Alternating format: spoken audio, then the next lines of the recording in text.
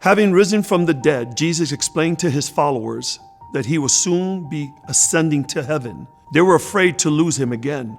Like many believers today, they must have been nervous.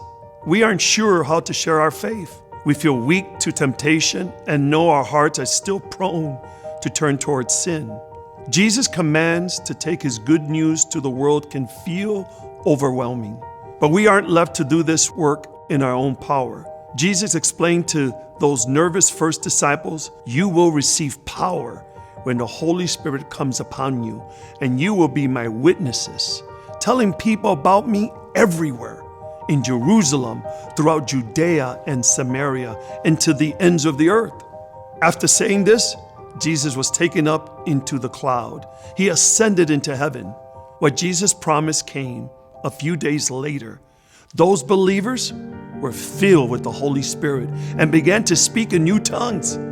And they also became bold and determined to do all Jesus had commanded them. When we receive Jesus, we experience a new birth through the Spirit.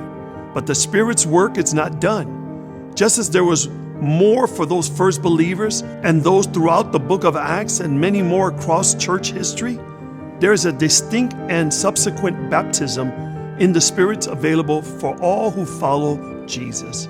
This baptism in the Holy Spirit is given to believers who ask for it. That baptism is first marked by receiving the gift of tongues as spoken language, not learned but received through the Spirit. The initial physical evidence of the baptism in the Holy Spirit marks the many benefits of the Spirit's presence in us. We're given new power to live and serve God. We're given the Spirit's gifts as a means of fulfilling the church's mission. With the baptism in the Holy Spirit comes experiences such as an overflowing fullness of the Spirit's presence, a deepening reverence for God, an intensified consecration to God, and dedication to His calling.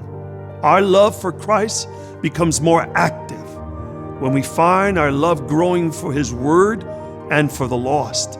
Just as the Spirit empowered those first believers, the Spirit continues to do the same today. The baptism in the Holy Spirit is for today. It's for you. It's for every believer.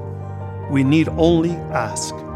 God has promised to fill us with His Spirit, to give us the new language of prayer, and pour into us power for us to live and follow Him. I want everything God has for me. I hope you do too. His desire is to give you His Spirit. We ask and receive the baptism in the Holy Spirit.